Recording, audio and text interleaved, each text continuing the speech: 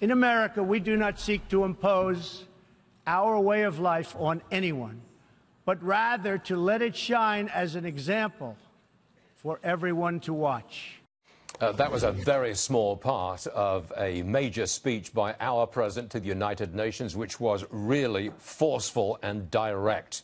Come on in, please. Fox News contributor Nigel Farage. Nigel, I know you watched that speech. I wanted you to tell us, how would the Europeans react to that speech? How would the Brits react to that speech? Tell us. Well, let's be clear, that was vintage Trump. It was all the themes that got him elected as US president. In fact, it was so good, it should be bottled, in my opinion.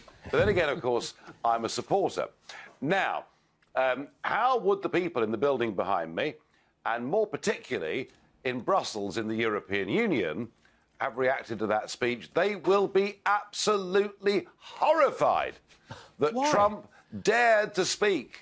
Well, because he dared to speak about the nation state being the building block for humanity. He dared to speak about the concept of culture within a nation and the need to protect it. He even committed the heresy at the United Nations of saying that mass migration was bad for both the receiver and for the donor country. So on all of those levels, you know, the EU crowd, the Blairites in London, the Clintonites in America would all be horrified. Yeah, but I absolutely loved it. Yeah, but Nigel, you're referring to the elites and how they would react to this speech.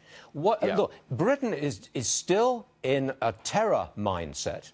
It barely recovered from that terror attack in London. And here's President Trump saying, we're going to root out those who finance terror. We're going to crush the loser terrorists. I would have thought that ordinary people in Britain would very much support that kind of thing. Oh, I think you're on the money with that comment. I think, once again, this shows the gulf between the sort of PC political set that we have in Britain and Europe and ordinary people. And you know what?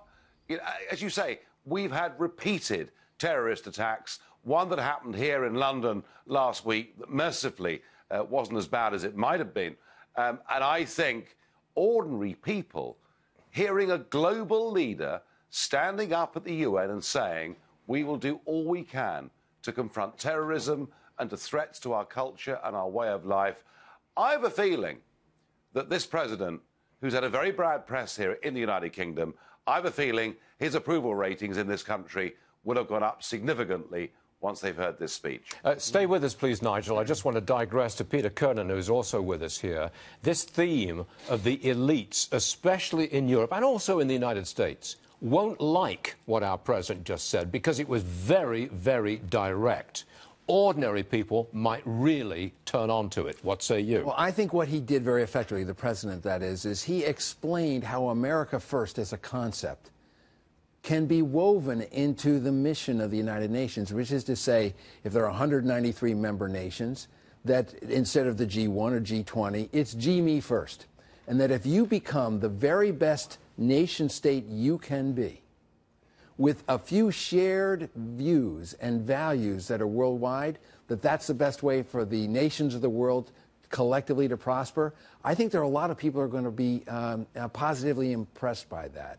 And frankly, it wasn't as, I would say, ham-handed as people expected it to be. I thought it was a very nuanced and thoughtful and powerful and direct presentation. Nigel, I'm just reading here the headline from the Washington Post that they've just come out with. It says, Trump threatens to destroy North Korea, calls Kim Rocket Man.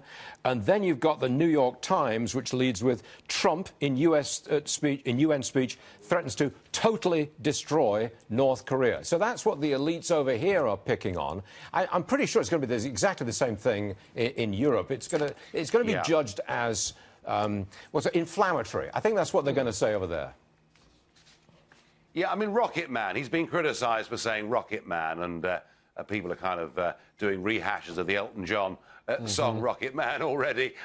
Yeah, I mean, people will focus on, you know, Rocket Man's on a suicide mission because they're not used to people speaking in such undiplomatic language. Look, what he was saying was North Korea threatens the Western world's values. We will not stand idly by and allow them to destroy us. And whether it's the defeat of ISIS or whether it's making sure that Mad Kim does not get weapons to threaten us all, I think what this president has done is to show everybody that actually Make America Great Again is not just something for the USA, it's a concept we can all embrace.